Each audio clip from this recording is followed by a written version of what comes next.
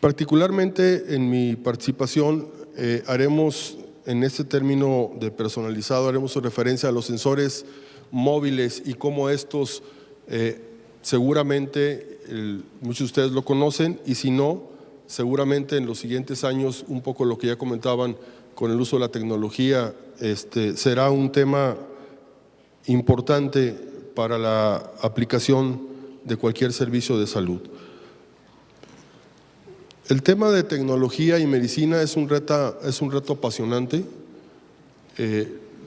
Tratar de prescindir de la tecnología el día de hoy en la práctica médica es casi menos imposible, y en muchos de los casos, sobre todo estos que vamos a presentar, implica un enfoque colaborativo, un enfoque de más de una disciplina, no solamente la parte médica del equipo de salud, sino disciplinas alrededor del equipo de salud que hacen que esto pueda interactuar de una manera mucho más propositiva.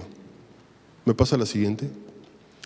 ¿Qué es lo que detonan estos cambios o estas condiciones? Fundamentalmente tres factores que son fundamentales en términos de cómo el ejercicio de la medicina está cambiando y lo hará con mayor velocidad en los siguientes años.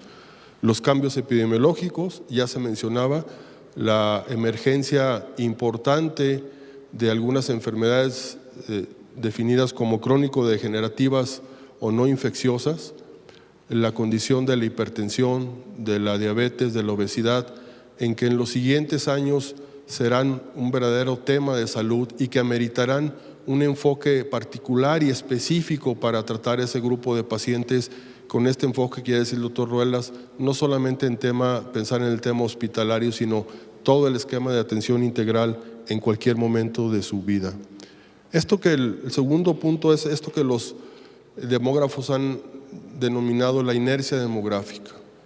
Poblacionalmente hablando, lo que va a suceder en el país y en el mundo en los siguientes años desde el punto de vista demográfico, los 30 años siguientes, está determinado y poco se podrá hacer para revertir este tema, de tal manera que la composición de la población con grupos de pacientes cada vez mayores, en donde los 65 o 60 años o más van a ser los grupos cada vez más abundantes, y con esto la particularidad del tipo de vida, del estilo de vida, de los servicios que requiere este grupo de población, seguramente va a modelar mucho de la parte de los servicios de salud que necesitamos dar y modificar mucho de ellos, de los que estamos dando.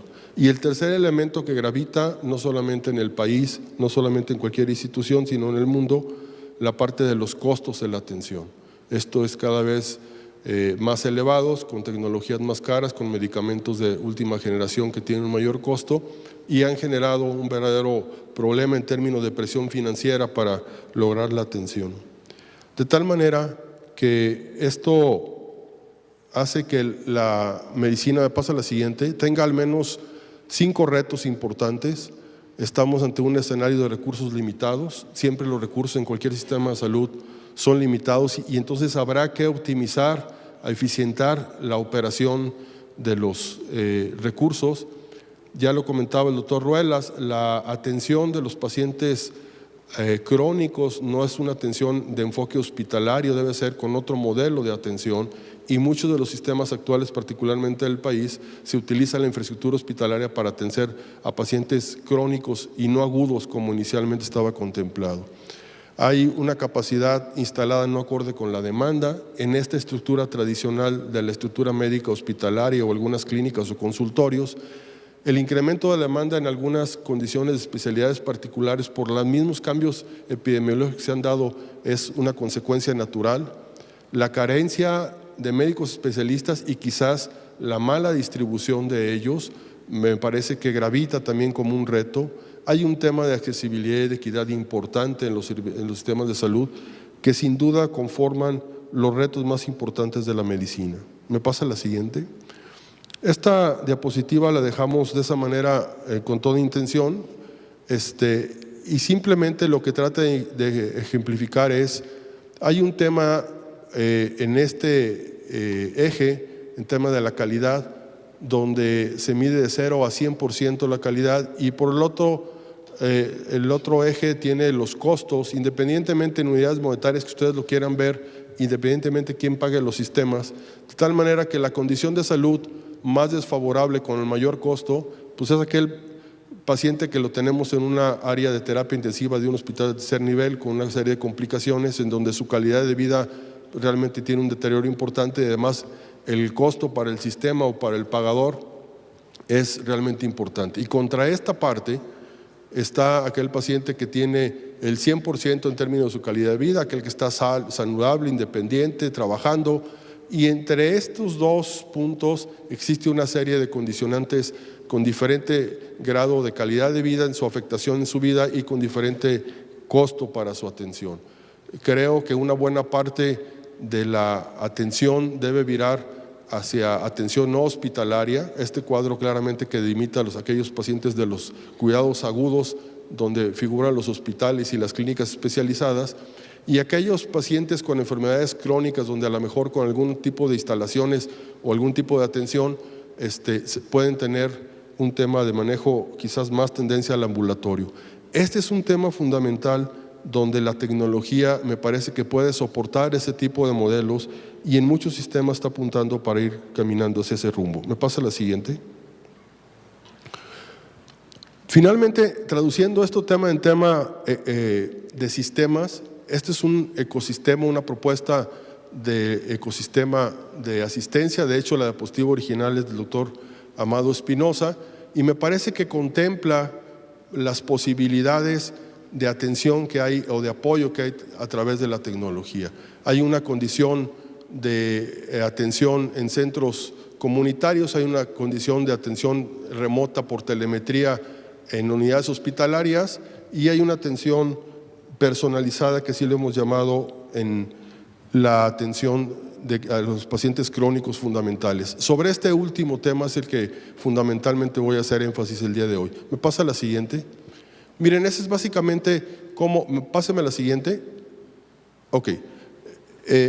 Cómo a través de la telemedicina, a través de las tecnologías de la comunicación, con condiciones de soporte de un hospital de mayor capacidad a un hospital de menor capacidad, a través de un centro que coordina, que da teleasistencia, puede ser valorados y en su caso atendidos o referidos ya con una forma muy direccionada un paciente de un hospital a otro. Quizás es el modelo más clásico, más abundante en la literatura de telemedicina, donde hay una asistencia de un centro hospitalario de mayor capacidad que da soporte a otro centro de mayor capacidad. Y en esto hay modelos realmente hoy exitosos y es una práctica cotidiana que complementa la asistencia tradicional, digamos, la referencia geográfica de los pacientes con estos centros de referencia virtual, por así llamarlo. ¿Me pasa la siguiente?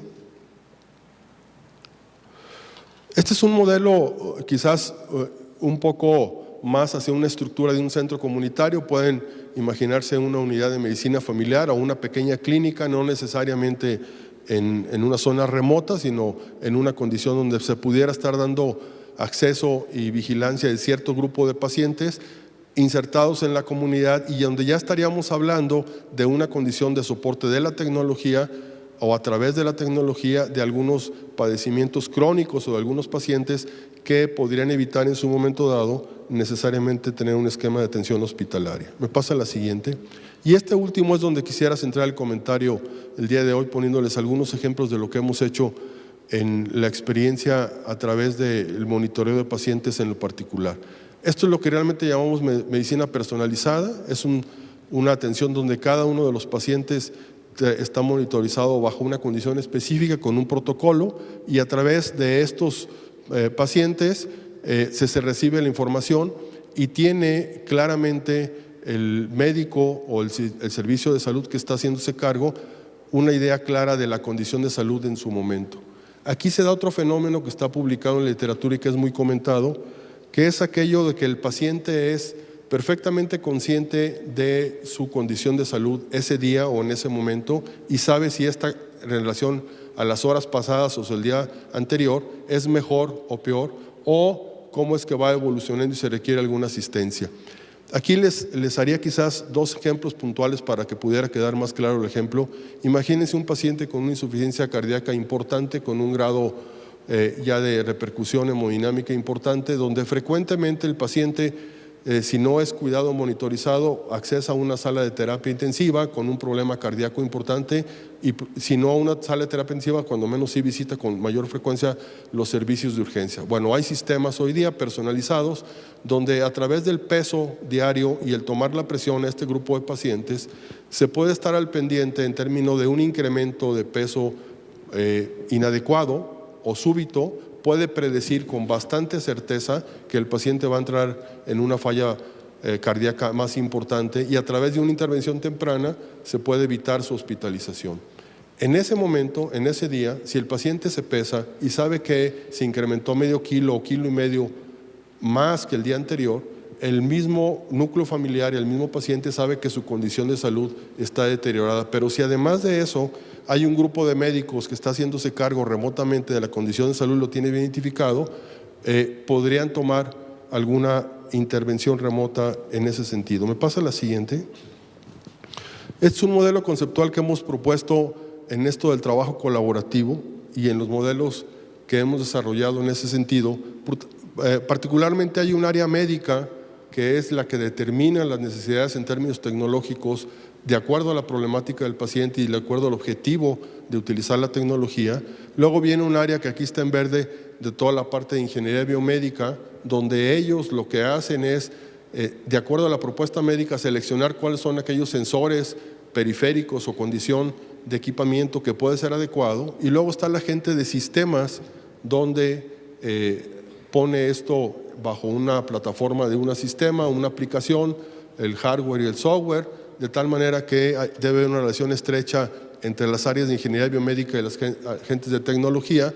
Y por otro lado, el área médica interactúa de una forma intensa, tanto con las áreas de tecnología como con el área de medicina. ¿Me pasa la siguiente? Esta es una condición, y quizás mucho a esto se refería el doctor Ruelas en su intervención. Perdón, no puse la cita. Este esquema es de un doctor Eric Topol. Eric Topol es un cardiólogo que está en Estados Unidos y que se ha dedicado a escribir y a publicar, tiene algunos videos incluso sobre el tema, en esto que le llama la nueva medicina. De hecho, su libro se llama La creatividad destructiva de la medicina, en un término de cómo los elementos tecnológicos se han ido convergiendo de tal manera que nos permiten hoy día dar, en términos de las posibilidades y de acuerdo a este escenario de patología compleja de pacientes de mayor edad, una serie de condiciones de servicio de salud que difícilmente antes se daban. Y hay elementos fundamentales. Vamos a ver algunas gráficas. Digamos, el grado de desarrollo de sensores periféricos enfocados en la salud en los últimos años se ha incrementado de una forma brutal. La parte de imagenología digital es una condición importante. Los sistemas de información, como ustedes bien lo conocen. Luego, por el otro lado, está la conectividad móvil, los sistemas de comunicación con bandas de transmisión cada vez más, el propio Internet, la participación de las redes sociales con un enfoque en salud. Cada vez tenemos computadoras más poderosas y con un universo de datos y un manejo mejor de la información. Todo esto en este momento es lo que se ha denominado la supercongruencia, y seguramente en los siguientes años es lo que va a dar origen y pie a lo que podríamos llamar la nueva telemedicina. ¿Me pasa la siguiente? Esto es un sistema, un ecosistema donde yo les decía, finalmente nadie lo puede hacer solo. Es una condición donde entran varios actores. En este rectángulo que está sobre su lado derecho está el tema de todos los periféricos. Gracias. Ok. Que es donde decíamos, y luego están todos aquellos, la parte de la conectividad, aquellos de los carriers, de las formas, de los sistemas, y por último los usuarios finales. Finalmente hay empresas de mucho nombre, de mucho peso, ¿sí? Y generalmente los que desarrollan este tipo de tecnología no están enfocados en términos de negocio con este tipo de tecnología, y lo que hace es combinar sus áreas para formar un gran ecosistema enfocado con la salud. ¿Me pasa la siguiente? Cuando uno reflexiona qué ha pasado con los teléfonos, yo no sé si ustedes pudieran estar de acuerdo conmigo, pero cuando uno ve un teléfono y ve lo que hace actualmente, yo no sé si debiéramos seguirle llamando teléfono. Cuando uno ve las aplicaciones que uno tiene en el teléfono, bueno, trae un directorio, trae una cámara, trae un álbum de fotografías, uno puede ver video, uno puede hacer consultas en internet, trae GPS, trae aplicaciones específicas para monitoreo de muchas cosas. Si queremos comprar un boleto, ir al cine, podemos comprarlo a través de esto, de tal manera que el concepto de teléfono es, me parece que cada vez más amplio, y la función de comunicación se ha diversificado de tal manera que la comunicación entendida, comunicación por teléfono, me parece que es cada vez más diversa. De tal manera que lo que se está proponiendo es cómo pensar en todas las potencialidades que tiene un equipo como este, pero enfocado a la salud. ¿Cuáles las condiciones que podrían darse? Me pasa la siguiente. Pongo algunos ejemplos. Miren, este es el crecimiento de los sensores enfocados en salud que ha habido del 2012 y lo que se planea para el 2017 en términos de millones de equipos. Y bueno, me parece que muchos de estos están o deberán estar enfocados a los 140 millones, cuando menos en el escenario de Estados Unidos, de pacientes con enfermedades crónicas, y donde estos equipos podrían ayudar a reconfigurar y modular de una manera diferente la asistencia médica, muy a la condición que comentaba el doctor Ruelas. Si habláramos particularmente de los sensores en términos de medicina personalizada, bueno, hay unos que son típicamente médicos, dan información médica, hay otros que los usan los consumidores, hay algunos que los proveedores de salud los manejan, depende del uso que tengan, hay otro el consumidor directamente. La forma de transmisión, unos transmiten por Bluetooth, por WhatsApp, algunos están en un desarrollo. Este es un campo importantísimo del desarrollo de la tecnología de sensores en términos médicos, algunos ya están en el mercado, y estas son algunas de las áreas de aplicación en donde podemos ver que la condición de enfermedades crónicas o la detección temprana de algunos problemas, o el monitoreo de la condición clínica que ya referíamos, o la adherencia al tratamiento o el proceso de rehabilitación, son algunos de los focos donde estos sensores periféricos, haciendo una medicina personalizada, tienen hoy día una participación fundamental. Me pasa la siguiente. Simplemente para señalar algunos de ellos, hay un video interesante en internet, el ScanDo. Es un monitor que parece un disco y que toma 5 parámetros vitales en menos de 30 segundos, y uno puede estar con un grado de precisión importante, ¿no? Y bueno, simplemente es para ilustrar los sitios donde están ubicados y qué podría hacerse con esto, y la posibilidad de soporte clínico personalizado remoto a través de estos equipos. ¿Me pasa la siguiente? La siguiente, por favor. Pasaré a dar algunos ejemplos de… Alguien hasta aquí podría decir, bueno, esto a lo mejor sucede en algún otro país y seguramente es una condición. Yo les quiero plantear un par de experiencias, sobre todo una de ellas que se tiene con estos modelos de atención en la parte donde su servidor trabaja. Trabajamos con 2 modelos ambulatorios, uno de ellos con la medición de glucosa en niños diabéticos, diabetes tipo 1, todos ellos, y en un grupo de pacientes adultos mayores con problema de cardiopatía cardíaca ya avanzada, ¿sí? En donde a los primeros se les tomaba o se les monitorizaba la glucosa a través de un sensor normal de glucosa, y eso se transmitía a través de Bluetooth. Luego había un proceso de análisis de los datos, y en los casos donde pudiera alarmarse había un grupo de médicos que tomaba decisiones, fundamentalmente una coordinadora médica de diabetes que tomaba decisiones sobre el tema. La parte de diabetes, la parte de de hipertensión e insuficiencia cardíaca fue exactamente lo mismo, solamente que en ese caso se determinaba una sola vez al día el peso y la presión del paciente, y se compara con la forma tradicional de atención en términos del modelo que en ese día el hospital tenía, ¿no? Me pasa la siguiente. Les voy a platicar un poco y con mayor detalle lo que sucede en el hospital con los niños diabéticos. Lo que sucede es que muchos de ellos detonan con un proceso de cetoacidosis diabética que en ocasiones puede llegarlos a poner en condiciones graves o serias. Algunos de ellos pueden ingresar a la terapia, algunos simplemente hospitalización.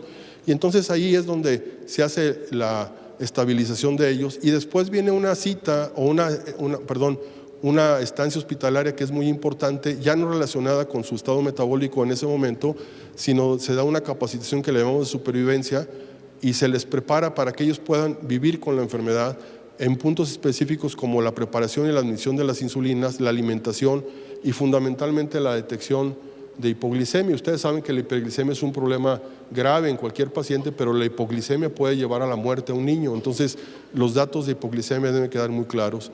Después, en el protocolo de manejo se les da una cita la primera semana donde se les daba una hoja de automonitoreo y después cada 15 días o cada 30 días se iba evaluando el proceso de adaptación de la enfermedad y ya que esto se estabilizaba cada 3 meses. Ese es más o menos lo que sucedía en ese momento. ¿Me pasa la siguiente? Esta era la clásica hojita donde el paciente llegaba después de 15 días o de 8 días o de un mes y reportaba su estado metabólico, ¿no? Evidentemente algunos pacientes pues habían tenido resultados mucho más alterados y no los reportaban o se daba uno cuenta a los 15 días pues que muchas de las mediciones no se habían hecho. Me pasa la siguiente.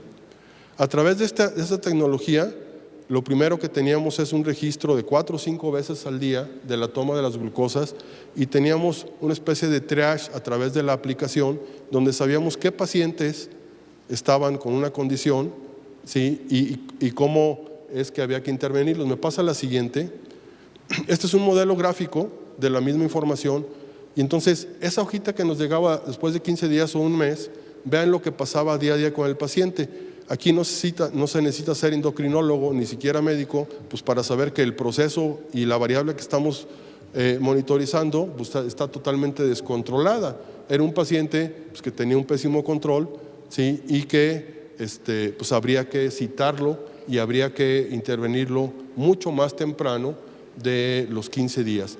La parte interesante de esto es que el paciente era consciente de sus colores, estaba semaforizado los resultados, ¿sí? Y en su caso los familiares. Por ahí traigo un par de hojas de encuestas al final de la experiencia para que pudieran ustedes ver cómo es importante el apoyo del núcleo familiar o del mismo paciente, cómo es que detecta que su condición de salud está deteriorada. Me pasa la siguiente. Esta es una condición donde no se ve tan deteriorada, perdón, ya le cambié yo, no se ve tan deteriorada como lo anterior. Tiene datos de picos de hiperglicemia, pero también tiene datos de hipoglicemia, lo cual es problema, y tiene un control aceptable. Este es un ejemplo de cómo un paciente a través de esto se va controlando, ¿sí? Y por último, bueno, pues aquí tenemos un bien portado, alguien que le dimos estrellita, un paciente que se aprendió bien la tarea, que se apegaba al tratamiento, que se apegaba a la dieta, que se apegaba al ejercicio y que aseguramos que su control metabólico pues era bastante aceptable. Y estas son algunas de las, cuando les preguntamos a los derechohabientes qué opinaban de la tecnología, los familiares y en algún caso los niños respondían, dice aquí, aprendimos a controlar mejor la dieta y estuve más atento de mi hijo. Los papás tenían un reporte semanal de las gráficas del comportamiento metabólico de sus hijos y esta frase me parece que es importante, dice, la disciplina para mí, para mi hijo, al tomarse la medición, cuando nadie dice lo que se olvida, hay que trabajar en ello. Mi más grande agradecimiento al hospital, por aquí debe estar otra, se sienten un apoyo por las personas que le están cuidando su salud, o sea, es una medicina realmente personalizada en una institución de salud donde se da aparentemente medicina a una gran población, medicina de masa. Uno puede por la tecnología tener un diagnóstico personalizado de cuál es la condición de salud particular de cada uno de ellos. Me parece que esta es la última. Bueno, alguien está ya trabajando con un brazalete para estar monitorizando a través de la piel el parámetro de la glucosa y seguramente estos niños con esta condición podrán ser monitorizados con mucho mayor precisión. El tema acá es la inversión que se haga en salud en estos niños probablemente podrá retrasar de una forma significativa las complicaciones naturales de la enfermedad. Seguramente son niños que se trasplantarán de riñón mucho más tarde, que sus arterias se afectarán mucho más tarde cuando seamos capaces en forma conjunta a la familia, el paciente y los médicos de tener una condición de salud cada vez más cercana, y todo esto gracias a la tecnología. Me parece que este es el concepto particular de medicina personalizada con apoyo de la tecnología. Hasta aquí mi presentación. Muchas gracias.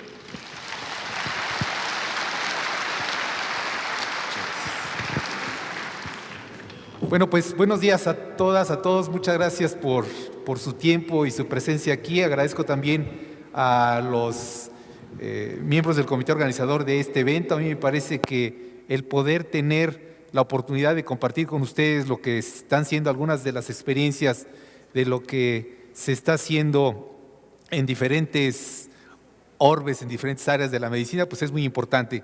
Quisiera decirles que tengo el privilegio de conocer de cerca al Consejo Directivo de Laboratorios Chopo, de Grupos PROA, y para ellos es muy importante el que sus médicos, el que ustedes como grupo estén actualizados, estén siempre sintiéndose acompañados, apoyados en esta gran responsabilidad que, bueno, pues todos nosotros nos damos cuenta que finalmente ustedes son los que están frente al paciente, frente a los problemas y que de alguna manera pues hacen su mejor día a día para poder entregar pues la mejor calidad en las mejores condiciones posibles a esos pacientes que llegan con nosotros. Me voy a permitir compartir con ustedes un poco de las pues ideas que se tienen en esta área de la medicina que se llama informática médica. Es un área que, bueno, pues un servidor llevo ya más de 20 años trabajando en ella, que en países desarrollados se lleva ya más de 40 y que de alguna manera ha ido dando forma a toda esta serie de ideas que han estado ustedes escuchando a través del doctor Ruelas, a través del doctor Arriaga, y que a mí me parecen pues muy significativo lo que está sucediendo. Bueno, empezar diciéndoles que el tema de estas jornadas, este mosaico de enfermedades y los nuevos retos que se le presentan al médico, pues realmente es todo un tema muy interesante y quisiéramos, los que tenemos la oportunidad de estar de este lado del foro, pues poder tener la capacidad de compartir con ustedes el mensaje al que quisiéramos llegar. Seguramente a ustedes les llama la atención cómo un subsecretario, ex subsecretario responsable de todos los procesos de calidad viene y nos habla acerca de toda esta evolución de la tecnología, ¿no? Cuando empezaba la tecnología hace 30 años, yo no sé si lo podamos recordar, pero estaban todavía los teléfonos de a peso en las calles, Telmex tardaba 3 meses en llegar a nuestras casas, las computadoras prácticamente, por lo menos a nosotros en el ambiente académico nos decían que era todo un proceso de seguridad nacional en Estados Unidos para poderlas exportar, etcétera. Y hoy en día, como dice el doctor Arriaga, en un teléfono celular tenemos lo que en esos tiempos estaba en un cuarto de 10 por 10 con, no se lo pueden imaginar, pero había unas rocolas de este tamaño que eran los discos duros de esas máquinas grandes y que tenían en promedio 1/10 parte de capacidad de almacenamiento de datos que lo que hoy pueden tener un celular que vende Telcel perdón por el comercial, pero que vende uno de estos carriers en lo que le llaman los teléfonos inteligentes. Entonces, el día de hoy lo que voy a compartir con ustedes un poco es cómo se puede ver este entorno de cara a la realidad que ustedes enfrenten día a día. Es el tema finalmente del Congreso, los nuevos retos para la medicina. Decía el doctor Ruelas, estamos en esta analogía de la rana, donde estamos viendo poco a poco cómo van pasando cosas, cómo nuestro sistema de salud va cambiando. El primer ejercicio del que yo tengo conciencia de planeación estratégica en México lo organizó el doctor Soberón y el doctor Julio Frenk allá en el Instituto Nacional de Salud Pública en Cuernavaca hace 20 años y nos imaginábamos que iba a pasar a 25 años y decíamos, no hombre, y nos estábamos yendo muy largos. Después el doctor Ruelas inicia otro ejercicio, pero era a 50 años. Y de alguna manera tratando de entender de qué manera podríamos contender con toda esta serie de problemas. Esta gráfica que presentó el doctor Arriaga con las coordenadas donde decía que el paciente que puede vivir de manera independiente cuesta menos y tiene una mayor calidad de vida que el que está en este momento en un hospital de tercer nivel, en uno de estos centros médicos, pues por supuesto que es toda una realidad, puesto que, bueno, todos sabemos las limitantes a las que nos enfrentamos y la capacidad que tienen nuestros sistemas de salud de poder responder a todos estos retos. Básicamente, lo que hoy en día estamos viviendo es pues un cambio de paradigma, ¿no? Hablamos de las transiciones epidemiológicas, pero en la práctica también el tener el día de hoy el acceso a toda esta serie de recursos, no solamente de información, sino de tecnología. Esta frase que usaba el doctor Arriaga de la convergencia nos decía, en donde nos invitaba a reflexionar, oigan, están pasando cosas, está habiendo esta disrupción, esta destrucción para una nueva creación. Esto de alguna manera nos invita a todos a que seamos copartícipes de estos nuevos cambios. El hecho de que nuestros pacientes lleguen a nuestros consultorios con esos mismos celulares con los que pueden tener acceso a Internet, implica que el paciente ya tiene un cierto nivel de información que debemos estar nosotros atentos a la existencia de la misma y tenemos que reaccionar para ello. Al mismo tiempo, nuestros sistemas de salud también, imagínense en este momento, el doctor Arriaga, que es pues asesor de servicios médicos a nivel nacional, con todas las responsabilidades que tiene en el centro médico, etcétera, que viene y nos dice, oigan, está pasando algo, nos estamos dando cuenta y quisiéramos mover el sistema de salud hacia allá. Entonces, estas nuevas formas de pensar, pues, la palabra paradigma viene de esto, o sea, una forma alterna al pensamiento ortodoxo, nos debe de abrir como que la oportunidad de ver nuevos horizontes y nuevas oportunidades. Ya lo venía mencionando también quienes me antecedieron, el sistema de salud pues tiene sus limitantes. El sistema de salud, como aprendimos a hacer la medicina, decía el doctor Ruelas, ya hoy en día ya no es aplicable. Ya la esperanza de vida, hoy en día si alguien se jubila a los 65 años, tiene por lo menos otros 20 a 25 con una probabilidad del más del 60% de poder vivir. La población hoy en día en Japón es del 25% por arriba de los 85 años. Hay un premio en el Reino Unido que otorga la reina para la gente que sobrevive, entonces hay una medalla de la reina que se le daba a la gente que cumplía 100 años. Tuvieron que subir el premio a 110 porque resulta que hay mucha gente llegando a la edad, o sea, ya no es algo fuera de la norma. Y eso hace que, por supuesto, tengamos que pensar de otra manera y nuestro sistema de salud, como hoy lo concebimos con estas instalaciones como las que nos rodean, ya no es suficiente para dar atención a todos estos requerimientos. Por otro lado, se vienen tomando ya algunas acciones, efectivamente, en los sistemas de salud. No es una preocupación que solamente nos invitan aquí en Latinoamérica por ser una economía emergente, por ser un país en desarrollo, sino ya hay grupos preocupados porque esto pueda efectivamente cambiar. Entonces, están tomando ya algunas acciones como las que están aquí mencionadas, en donde pues efectivamente la atención médica, la capacidad de respuesta del médico ya tiene que ser diferente a la que estábamos acostumbrados a ver. Esta relación médico-paciente en el consultorio seguramente vamos a ir viendo cómo va a ir cambiándose. Le llamaba aquí, el doctor Herrera le llamaba una mesa de ayuda. En realidad yo les podría decir que, igual usando otro comercial, el médico que se está gestando es un médico más de tipo de centro de consulta, pero en donde esas mismas gráficas que vimos hace un momento ya las podemos estar viendo para varios de nuestros pacientes, y entonces nosotros vamos a tener la capacidad de estar respondiendo independientemente del que el paciente pueda acudir o no a nuestras instalaciones. Perdón, aquí me pasé, aquí.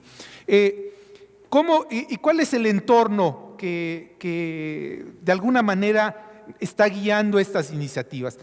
A través de la Organización Panamericana de la Salud se han llevado a cabo pues algunas iniciativas.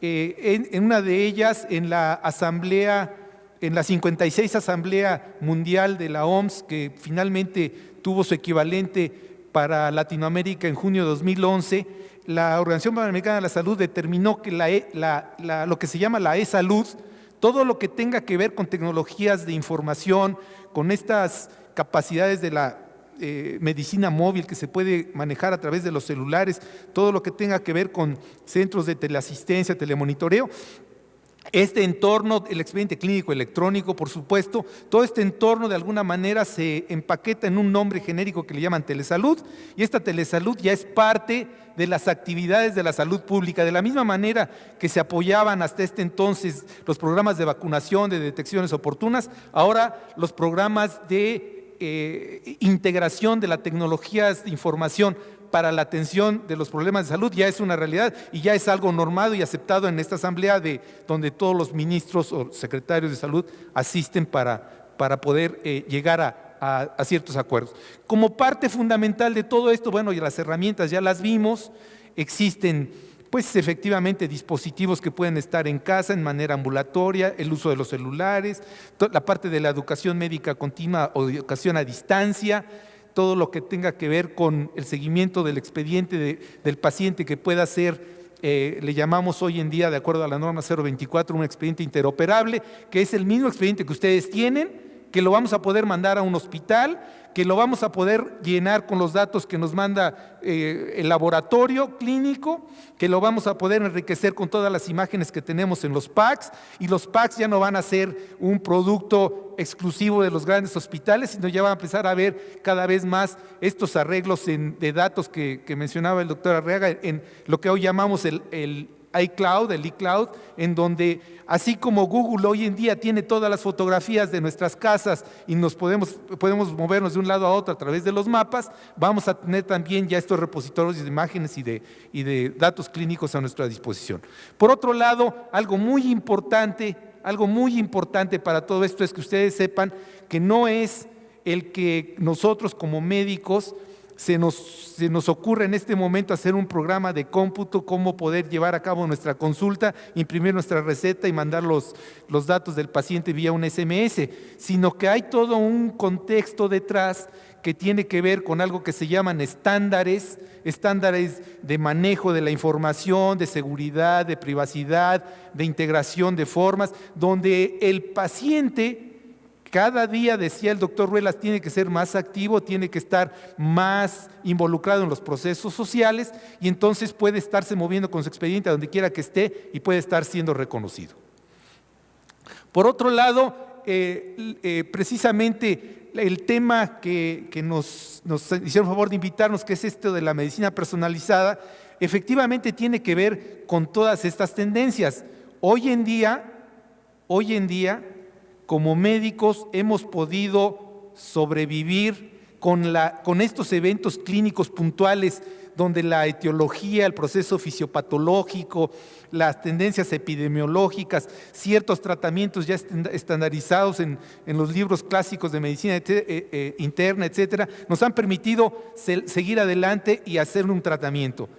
Ya cada vez más el hecho de que tengamos acceso a toda una serie de información, una serie de datos alternos que vengan de estos sensores que nos enseñaban o que vengan de este perfil genómico, de esta secuenciación que ya hoy en día pues cada vez está más cercana. El Grupo PROA trabajó muy de cerca con el Instituto Nacional de Medicina Genómica desde su creación, precisamente en esta búsqueda de cómo estos datos genéticos podrían ser integrados al expediente y a la práctica clínica. Y eso ya es parte del día a día. El médico de hoy se enfrenta, bueno, seguramente a ustedes les tocó que cuando estábamos estudiando la carrera, esto de la medicina basada en evidencias, pues era una clase de bioestadística, un poco de epidemiología y ya. Hoy en día, los recursos que tenemos a la mano, tanto desde el punto de vista laboratorial, de diagnóstico, como desde el punto de vista de la información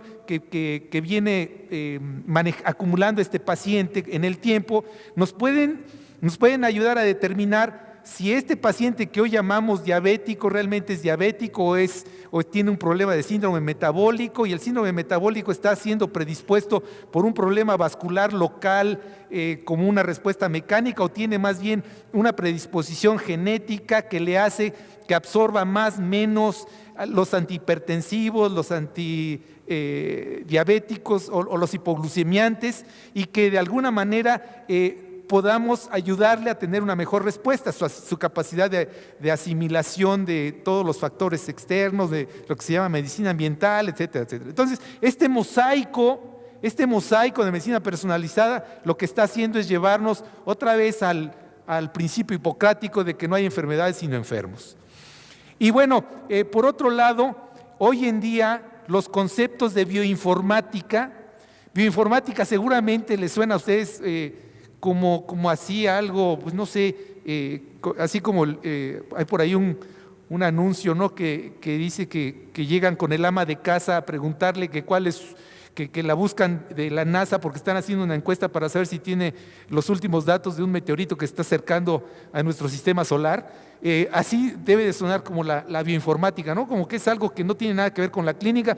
Sin embargo, déjenme decirles que hoy por hoy esta gama de datos que estamos teniendo a nuestro alcance, esta posibilidad de tener herramientas de cómputo que nos ayuden a hacer este análisis de esta información para poder llegar a un diagnóstico más oportuno, decía el doctor Arriaga, a posponer las complicaciones. O sea, ya un diabético es diabético y ya la tecnología no lo puede evitar, pero lo que sí hace la tecnología es cómo te ayudo a que se posponga esa insuficiencia renal, a que se pospongan esas complicaciones incapacitantes que tanto nos pueden llegar a complicar. Por otro lado, decirles a ustedes que toda esta parte de tener un expediente clínico multidisciplinario, la medicina colaborativa que decía el doctor Arriaga, donde ya efectivamente todos dependemos de todos de alguna manera o podemos depender, y esto de las redes sociales, o sea, seguramente se oye como que Facebook, pues algo para los chavos. Déjenme decirles que en Europa las redes sociales, el más alto índice de uso de las mismas es de adultos de 40 en adelante. ¿Por qué? Profesionistas y normales. ¿Por qué? Porque se ha encontrado que estos esquemas de colaboración, de integración de información, enriquecen mucho el esquema. Entonces imagínense otra vez un crónico degenerativo en una ciudad inteligente, en donde tienen no nada más sensores corporales, sino sensores también externos, donde tienen toda una serie de posibilidades de poder llegar a un supermercado y cruzar su perfil genómico, su patología, su tratamiento con los ingredientes que tienen los alimentos, o la retroalimentación que le pueden estar ofreciendo los laboratorios farmacéuticos, o lo que se le puede estar haciendo a través decían ahí también una de las gráficas, la parte de rehabilitación, no nada más la rehabilitación clínica, sino también social, la reintegración a su trabajo, etcétera, etcétera. Entonces, son temas, son conceptos que ya no están tan lejanos de nosotros, que un servidor como médico, yo originalmente soy médico anestesiólogo, me metí en la tecnología porque de alguna manera veía que es algo muy interesante, muy importante, y yo les puedo decir que el mensaje que traigo de los tecnólogos es que están preocupados por entender qué pasa en el sector salud y cómo es que la tecnología realmente puede impactar. Entonces, está a nuestro alcance, podemos sacarle provecho y podemos hacer muchas cosas ahí. Como iniciativas, pues simplemente decirles que pues efectivamente ya hay iniciativas concretas. Hoy en día, en uno de los acuerdos que hubo en el Parlamento de la Unión Europea, se determinó que los hospitales como tal, los que se están clasificados como hospitales, no pueden tener más. Déjenme decirlo mejor al revés, para que yo creo que es para ustedes más fácil entender. Deben tener por lo menos el 20% de sus actividades que hacen que su día a día y manejen su presupuesto. El 20% de sus actividades tienen que ser actividades fuera del entorno hospitalario, por ley. ¿Qué quiere decir esto? Esto quiere decir que estos hospitales están buscando la manera de llevar esos servicios a los consultorios de ustedes, para poder hacer estas sesiones de telemedicina, para poder estar dando esta segunda opinión. Están llevando sus servicios a la casa del paciente, están llevando sus servicios a las comunidades, bueno, a las organizaciones sociales. ¿Para qué? Pues para que efectivamente se pueda evitar, se pueda anticipar que esta demanda de esta transición generacional, de esta inversión de la pirámide poblacional, desborde el sistema y definitivamente no haya manera de atender más. Entonces, esto es parte de las iniciativas. Laboratorios Chopo ha estado siempre preocupado en estar viendo cómo poder poner al alcance de ustedes, de los médicos de atención primaria, toda esta información. De hecho, posteriormente les van a enseñar una aplicación muy interesante que ya les permite a ustedes accesar a todos estos datos de una manera muy colaborativa y que seguramente les va a dar pauta para pensar en nuevas aplicaciones. Por último, decirles que, bueno, la educación, esta educación médica continua que típicamente lo hacíamos yendo a pláticas o yendo a ciertos congresos, hoy en día a través de la tecnología seguramente va a ser algo que vamos a tener a nuestro alcance. Cerraría simplemente diciéndoles a ustedes, consideren todos estos servicios de telesalud, teleasistencia, telemonitoreo, la parte de la colaboración para pedir una segunda opinión, etcétera. Considérenlo ya parte de la gama de servicios a los que ustedes pueden tener acceso. Se están haciendo ya iniciativas concretas que ustedes van a tener a su alcance. Vean la manera de sacarle provecho, porque seguramente ustedes van a encontrar ahí un